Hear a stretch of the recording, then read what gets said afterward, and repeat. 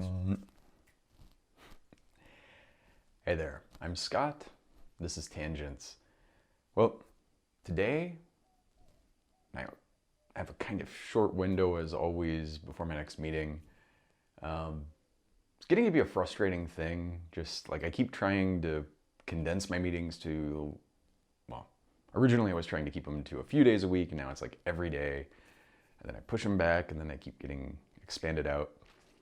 I'm not sure that having so many meetings and having my time chopped up so much is actually effective or productive for anything, but it definitely is annoying, you know. And it's not even that there are like particular meetings where I'm like, this is just dumb and frustrating. It's more like just the cumulative effect of meeting after meeting that's really kind of getting to me. And I'm pushing back and trying to consolidate that more and trying to figure out ways to actually get other things done besides just being in meetings all day, but it's getting to me. My topic for today is related to that, and it's also not, but it is support. And in particular, by support here, I mean tech support. And really like bug reporting, issue tracking, this kind of stuff. I've used Apple stuff since about 2000. I was working at Intel at the time that I switched from PC to Mac, and this was before Intel chips were in the Macs. So it was not the most popular thing I could have done, being at Intel and having a titanium Mac. What was it? I think at the time it was called a Power Mac G4. They didn't, having a Motorola chip, it's not like super kosher when you're working at Intel. But I did it. I liked it. I was very excited.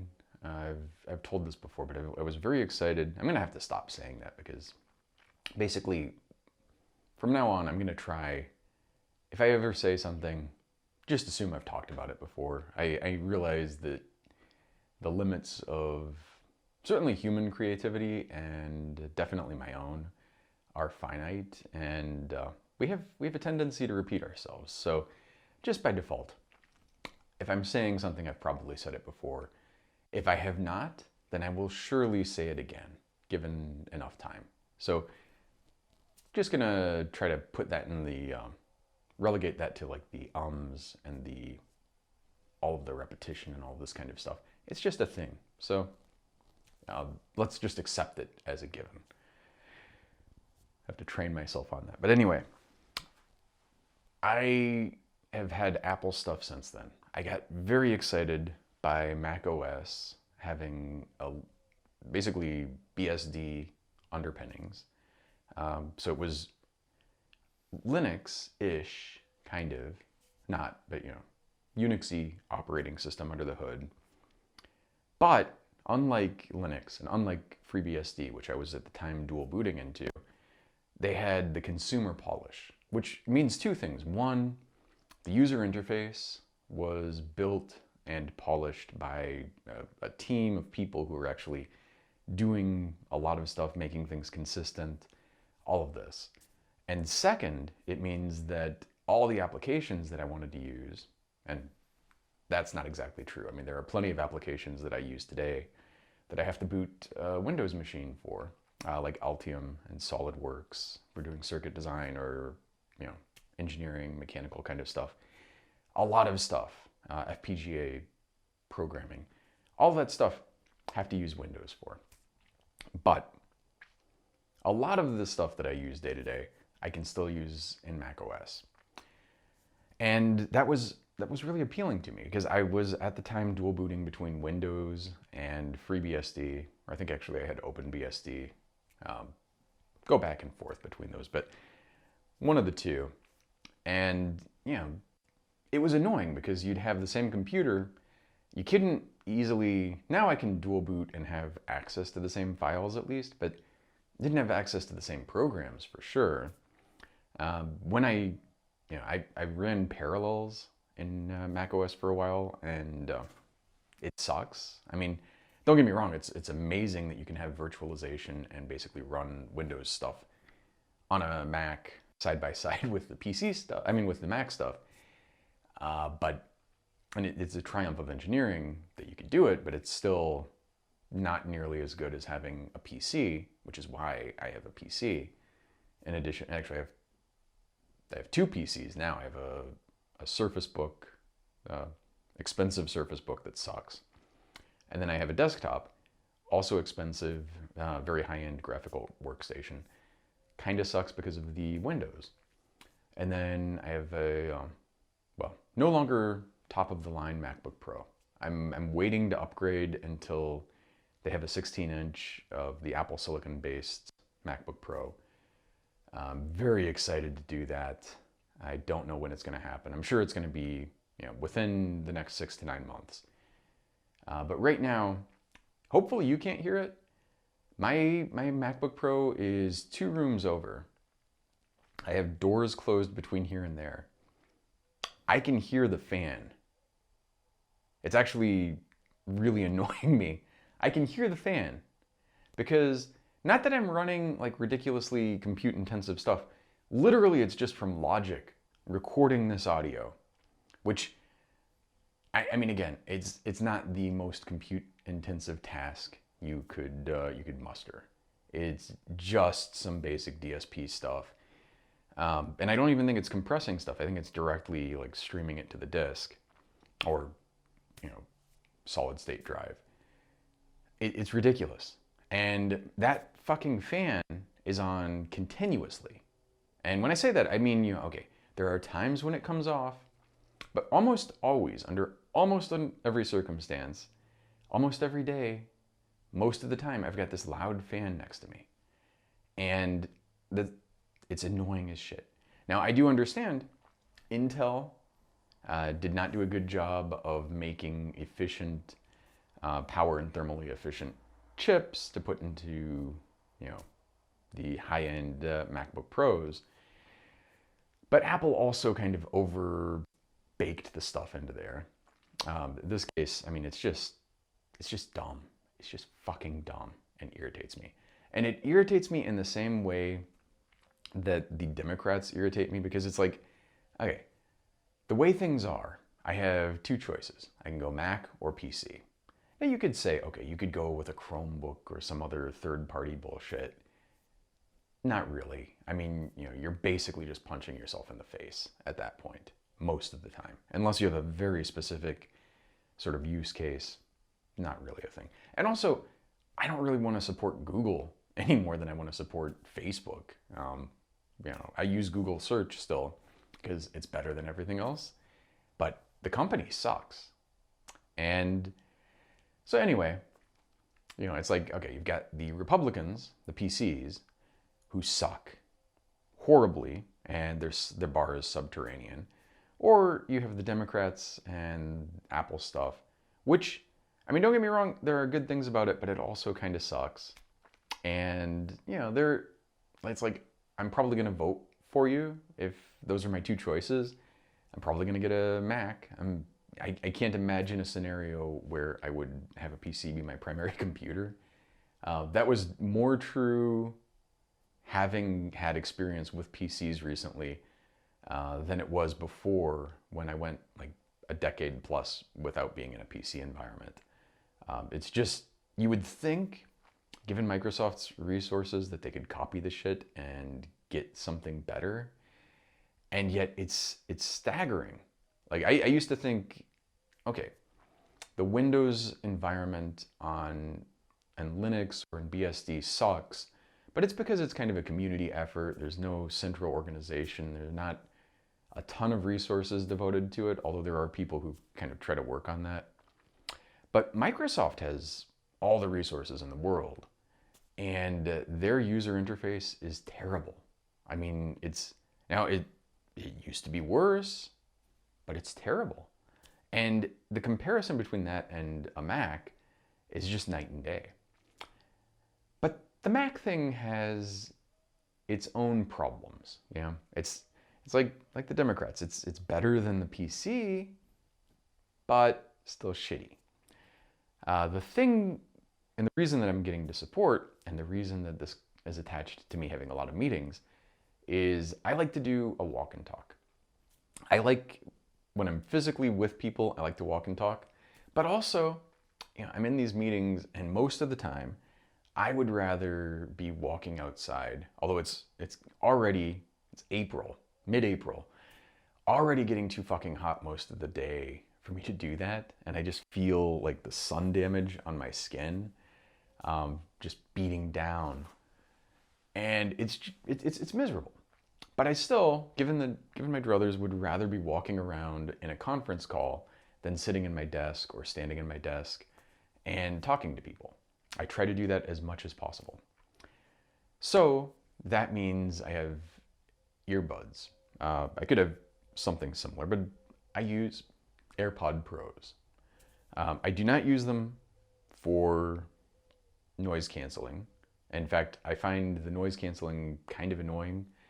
I'm someone who has very long, I would bike and I'd be listening to the old school kind of I don't even know, earbuds, I guess they were called. And a thing that I liked about them, that some people complain about, but I could hear right through them. I can hear background noises, which I want to do. I do not want to mask out the world. I want to be able to hear, not just for safety, like not just to hear, oh, there's a car coming behind me, I'd better get out of the way. But I would like to just hear things. I don't need to be in a blanket of silence. I actually find like if I'm working, I like background noise to an extent. That's one reason when I was in graduate school and after, I would go to a coffee shop to work because I found that a more relaxing environment where there's some abstract busyness, as long as it wasn't overly distracting. It was nice kind of being around people and hearing some noises, and then I could focus on stuff versus like sitting in my room or in my office and just like silence. I could do that, and it's okay for, like, if I'm writing something, there are times when that was good. When I'd write my dissertation, kind of did that in a silent room. But for the most part, almost everything I did, much nicer to be in an environment with some busyness and some noise, for me, the way I work. So the noise canceling, not necessary. It is nice, I will say, in the Bose, what are they called, A20 Pilot headsets, canceling out the prop noise in a little plane, shockingly nice. It just silences that, and it's not like you're still hearing it, so it's not completely silent, but it takes it down a lot, and it just makes it a much more pleasant experience. Also makes me worry that like for the time that I wasn't doing that, I was probably doing hearing damage. But I think what's doing more hearing damage, and it's really pissing me off, and it's also physically causing me pain, is these fucking AirPods. So again, AirPod Pros. I had the original AirPods. I got these.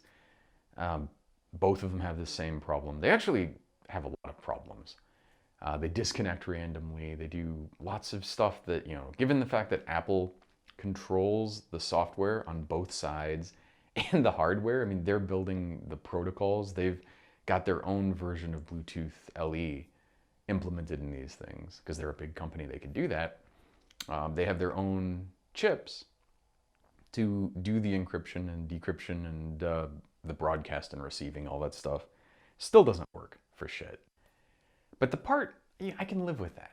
It's annoying, but I can deal with it. The part that I fucking hate, though, is, and this has been a problem with iOS for years.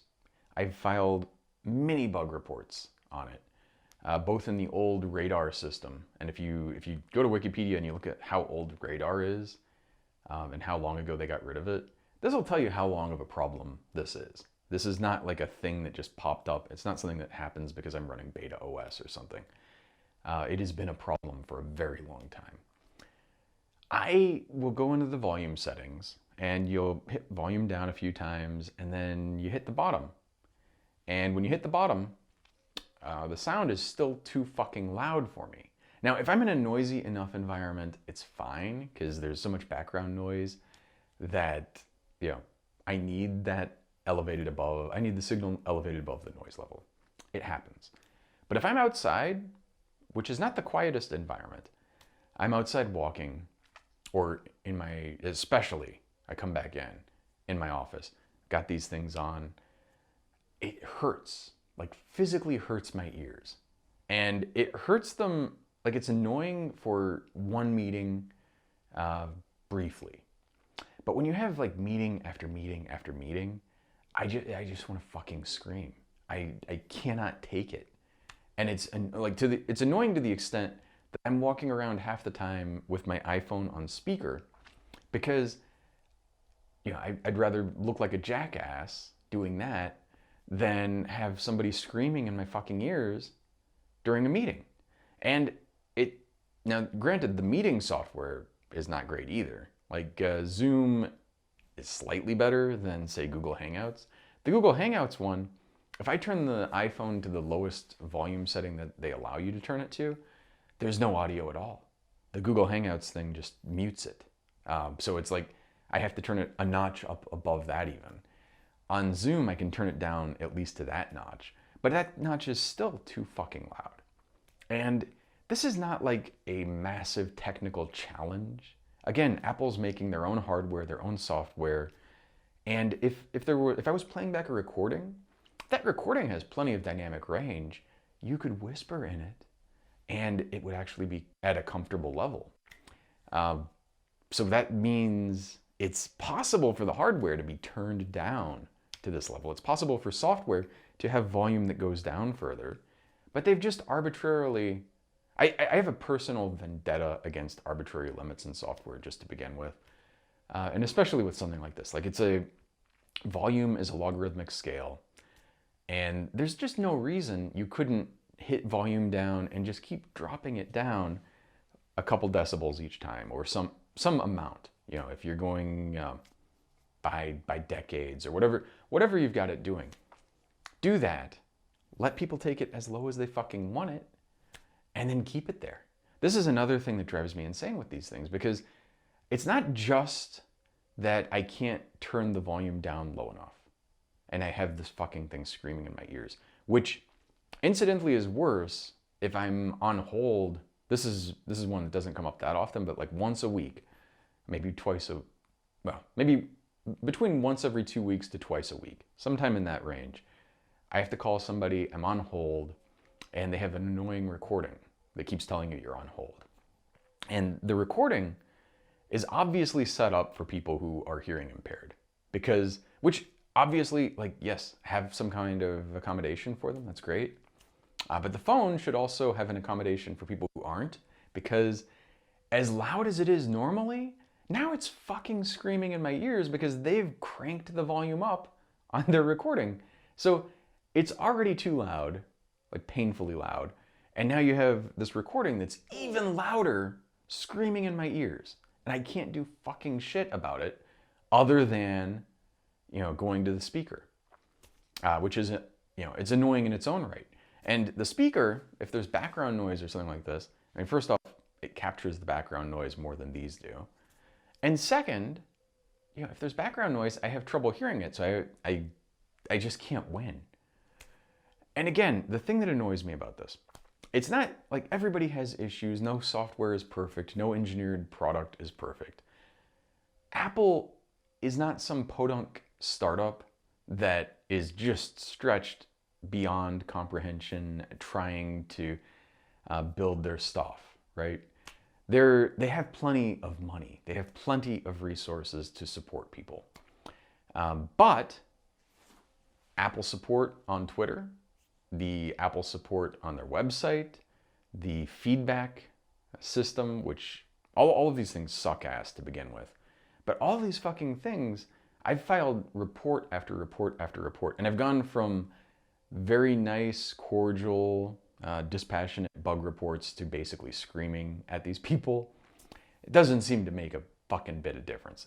Every time, I'm just screaming into the void. I really believe, and similarly like the Tesla bug report thing, I'm kind of just assume at this point that all these things are ignored entirely. At least with Radar. At least with Radar, I would get a notification within a day or so that would say, okay, bug report number, blah, blah, blah, blah, blah. is a duplicate of bug report number, blah, blah, blah, blah. And so we're closing yours. Oh, they would never keep you updated on it. And then, yeah, years later, you'd see the same issues still there. They never fixed it, but it was a duplicate. So at least you got some kind of feedback. With this Feedback Assistant app that they've added, which you'd think would be nicer. I mean, you can't log in with the keychain to that. So Apple software running on an Apple device using Apple's operating system and Apple's keychain system for password management won't let you sign into your account using the fucking keychain. So I have to manually log in periodically. And I don't know why it logs me out, easily once a week. So just setting that up to the point where I can get it is annoying. Every time there's new software that comes out, which is like once every 2 weeks, a new beta build comes out, they put in a bunch of, I would essentially label it spam, but here are the updates for the new operating system. Most of the time, these are not meaningful change logs, and I'm going to the Apple developer site looking at the beta software anyway. So if I give a fuck, I can go there and see the release notes.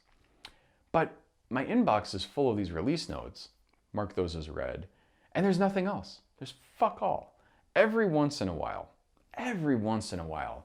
there'll be something where they'll be like, hey, could you give us a little bit more information? Usually when this happens, you can just see you kind of got into the support funnel. And what they'll do, and this has happened if I call the Apple Care number, if I go to the feedback page or the support page or through the Feedback Assistant, any of these things, any path that I've ever taken, if I've ever actually gotten to the point where I've gotten some kind of interaction with somebody, it's always, okay, let's do a system diagnostic. And I get it. They have an SOP. They're like, okay, we've got a thing. We got to do this to get to the root cause. I get it. It's your job. You're just doing it. I'm telling you, I can tell this is by design. It's just like physically the way the operating system is built. I've seen it on every iPhone that I've had. Maybe, I don't know, a decade ago they didn't have it because it was better or something. I don't know. But many iPhones have had this issue. Many builds of iOS have had this issue. Version after version after version. Multiple headphones have had the same fucking issue. It's not hardware specific. It's not like a bug in the software. It's literally that the volume will only go down to a certain level and then it stops. And first off, the quanta there, it's like, some level, which again, for me, under most circumstances, is too fucking loud, too off. And those are the only options. There's no granularity in between there. And, just make it, let me scale my volume for fuck's sake. They have a thing for Europe where they will cap the volume, and I've used that. That also doesn't really work that well. It's basically to prevent hearing damage. I never, ever intentionally turn the volume on these things past like the first or second notch at the bottom, at the low end. And I have no granularity there because it's like even when I want to get up to the second notch, like I'm in a really particularly noisy environment, I want to be slightly above the first, but the second is too loud. So, I get they wanted to have something where it's like nice, even steps. Each step is pretty big and they don't have like a million steps, but there's no way to like fine tune it. At least on the Mac, they have a way to fine tune the volume. Still sucks, still doesn't work, but it exists. On the iPhone, it's just like, okay, here you are, and then you're gone. Then, there's just, I don't know, I'm just fucking annoyed with this shit. Then, and this is again an issue which has existed for years. The alarm on the fucking phone, call ringer, all of this kind of stuff will be, like I'll have it set down to a comfortable level. And then it will blast my fucking ears out. Like, I don't know why, but it just likes to adjust itself. Now maybe there's something that sort of looks at ambient conditions and kind of adjusts the volume accordingly. Maybe it's just the Bluetooth pairing to these things or my car or whatever. The car one is a particularly annoying one because I'll get in the car, I have a podcast on or something, and it'll crank the volume up to the point where, you know, and my car has a not insubstantial audio capacity, so it's pretty fucking loud. It cranks it up to the point where it's like, Jesus fucking Christ, what the hell? Like, you know, and I'm immediately turning down the volume. And then I'll do something else, like disconnect, reconnect, whatever. I'll get in a call and then come back. Or anything like that happens. It loses the state, jumps back to the ridiculously loud state. And it's maddening, both that it exists and has done for many years. But more maddening than that to me is just there's no way to get any kind of satisfaction there. I have no reason to believe at this point they will ever fix this issue. And they certainly aren't even talking to me and saying, you know, like, hey Scott, you know, here's a pat on the back. We're going to, at least Autodesk, Fusion 360 for years, I was trying to use and it sucked, and it still sucks, by the way. It's amazing. It's also, you know, it's amazing. It's really easy to use, but it also has so many things that are shitty about it. I was talking to these guys and they would at least sit there, and I really do believe they sincerely wanted to fix things. I mean, you know, they sent a support team to LA, flew some people out to meet with me, gave me a MacBook Pro, you know, a bunch of stuff they actually tried to do to fix it, and no, nothing. So, you know, and I will say, Apple, I talked to the support people, and again, I haven't done this in a while, but whenever I've talked to the support people are always nice. You know, like I've talked to them about, last year I was going insane with my MacBook Pro because the fucking thing kept crashing. And I'm certain, absolutely certain this was a hardware issue. It does seem to have been resolved. Seems to be something that was pretty common because, you know, I'd go into a forum, like an Apple forum, and people would talk about it, and you could see from the way they were describing it, like some people had what I'm sure was a software issue. Some people had different issues that were unrelated. And then I would see over and over again a bunch of people describing exactly what I was experiencing. And it just has all the flavor of some kind of hardware issue. And then I got I went through, I think, 3 MacBook Pros and 2 Logic board replacements. Finally got one that seems to be okay. Although I will say this, like, I literally bought a new MacBook Pro, tried it for a week, and it had the same fucking issue. So like last year, returned it in the grace period. So, you know, full refund. It wasn't like I bought an extra computer for no reason and spending the money on it, but did that. It was fucking hardware issue. The day that I got the computer in 2018, fall of 2018, I feel like a crazy person giving you dates, but yeah, just to give you an idea of when this was, the day I got the computer, I'm setting it up, not even using it, setting it up, and it crashed. It was a massive fucking problem. And, you know, I would get on the phone with these guys and talk for like an hour, you know, 2 hours sometimes. I think the longest call was like almost 3 hours. And they were very nice. They were very friendly. I have every reason to believe that the person on the other end of the phone, including their managers, who I also talked to, were very sincere in trying to help me out. But Apple as a company would do fuck all to improve this shit. And I do understand, like, you're Tim Cook and you're like, well, okay, we have these problems, we know about them.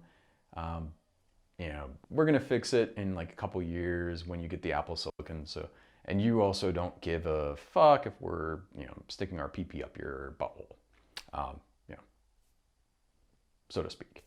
I just, yeah, they're just like fucking the customers over a little bit is what I'm trying to say there. And yeah, it's just like, it causes me physical pain is all I'm saying.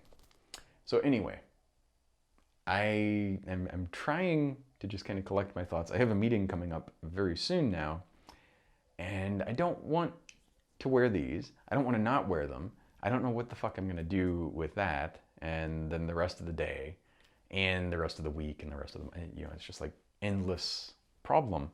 And it's one of these things also where it's like, I always go back to when I was living in Paris, and my roommate, I liked, generally cool guy, but he and his girlfriend would always leave, dirty dishes in the sink. And they would always, we had one bathroom in our apartment.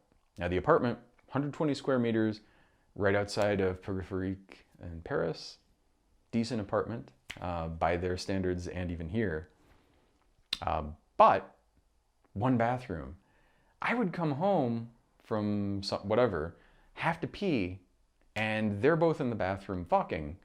And it's like, okay, I'm not trying to dissuade you from having a good time, but I really want to pee. I don't have an option. And it's not like there's a building one downstairs that I can go to. But just, it would drive me insane.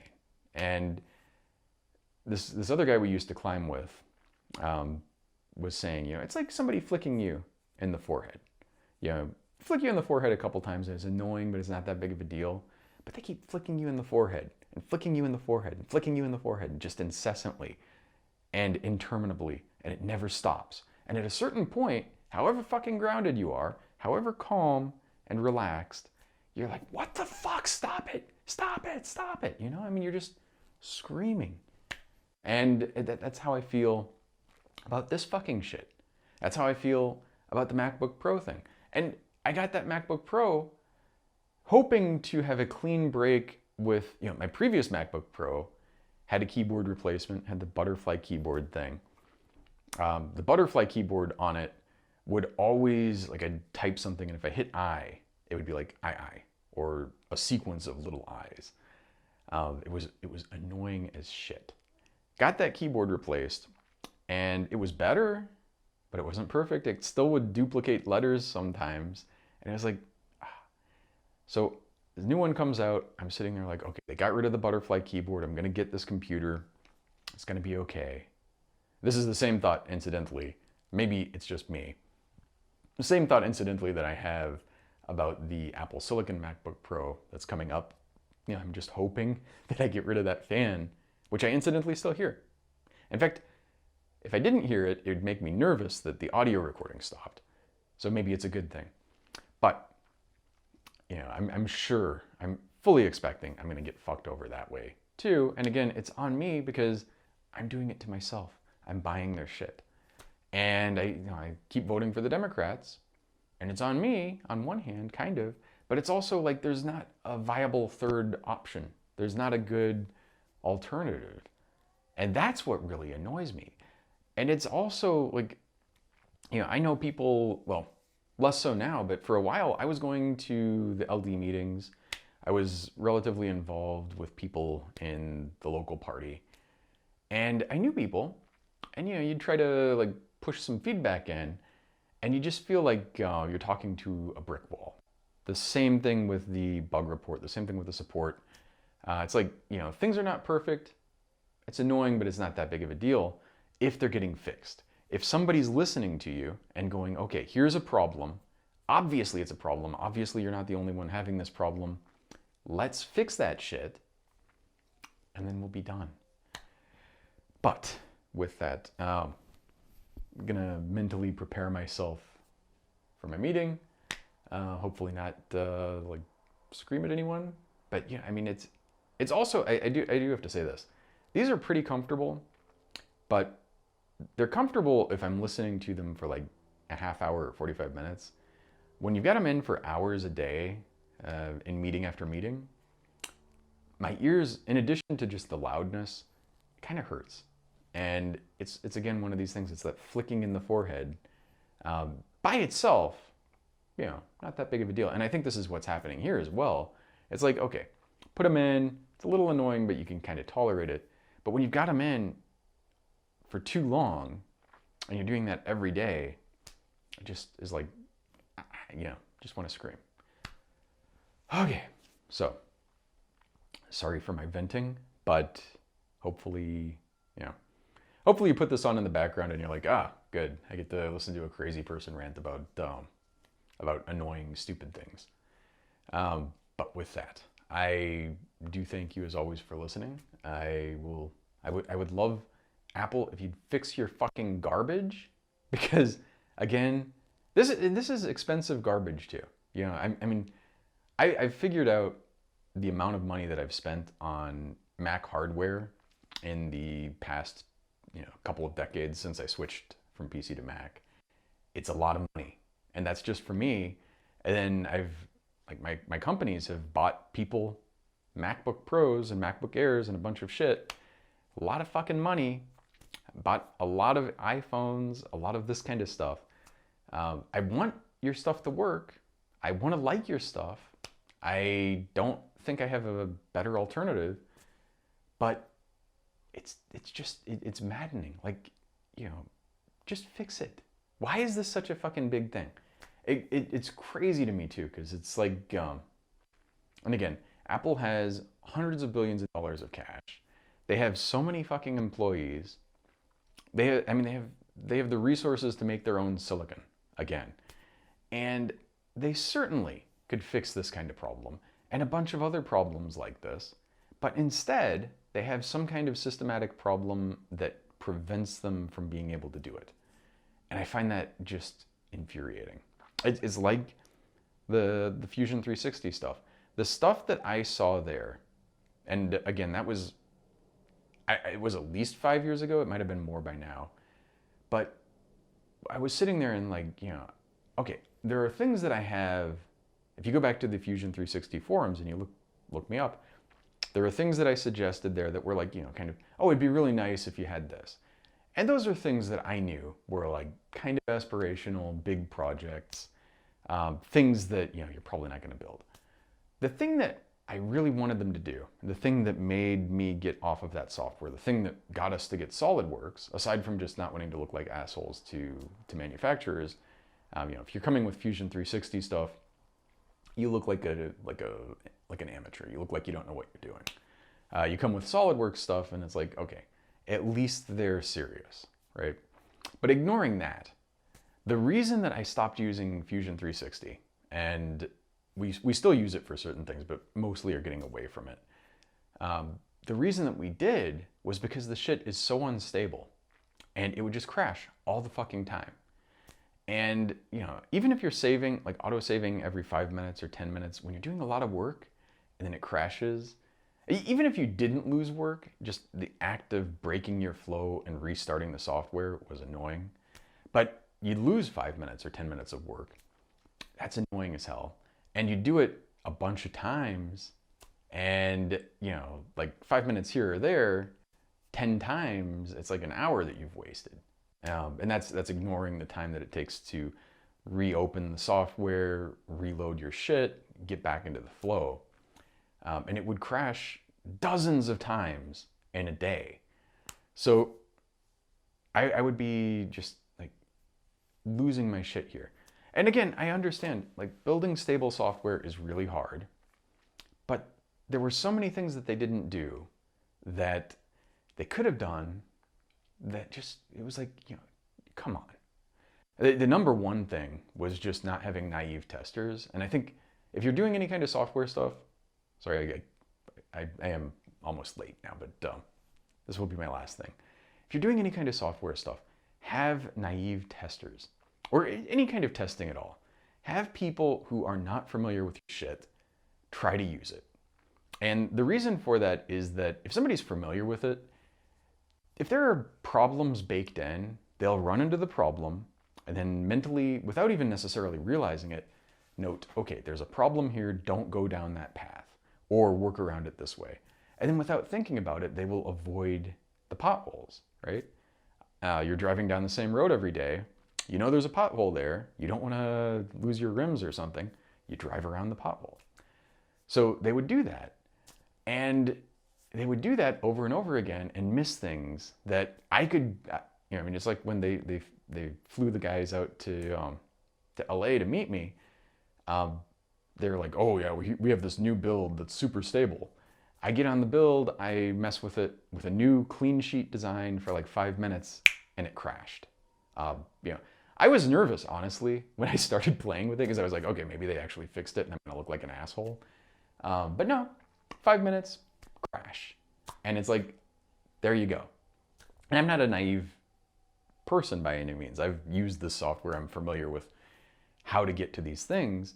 And there are so many paths that, again, if somebody is not using it the way that the testers who know those problems are there are going to use it, if they're using it in a reasonable way that's just not avoiding the potholes, they're going to run into the fucking potholes. And then you could fix the potholes and then it's all better, you know? But they keep using the same testers over and over again. And so they'd run into the potholes once, maybe make a note of it, if you're lucky, and move on and just not see the potholes. And so the road is full of fucking potholes and you're not doing anything about it because the people that you have driving the road to see if there are any potholes know to avoid the fucking potholes. And you know, so again, naive testers, big fucking thing. Always do that. And there are so many things like, you know, if you're assembling something or doing whatever, you're assembling something, you try to make instructions for how to do it. You probably know lots of things that you don't realize enough. They're very important, but you don't write them down because how would you even think about all those things? Your brain is very good at this kind of stuff. It's automated, you're just doing it. Have somebody read your instructions who has not seen the shit, have them try to do it, and then you'll go, oh shit, I should probably tell them that you have to do this because if they don't, then the thing won't work. Or they'll sit there and be confused by something that you took, you know, for granted because for you, you know, it was just obvious because you've done it so many times. And again, I'm not saying that I was a naive user. It was just that I was trying to use the software in ways that their testers were not doing because they had learned at some point that, you know, if you tried to do it that way, and those were ways that made perfect sense, frankly, then it would crash. And so rather than fixing the crashes, the testers would just avoid them. And then they'd have tests that they'd run and they'd be like, oh, look at that. Our statistics are improving. We're not seeing these crashes anymore. Yeah, of course, because the testers are avoiding the potholes. With that, really got to go. So thank you very much. I'm going to go scream now. No, Zaijian.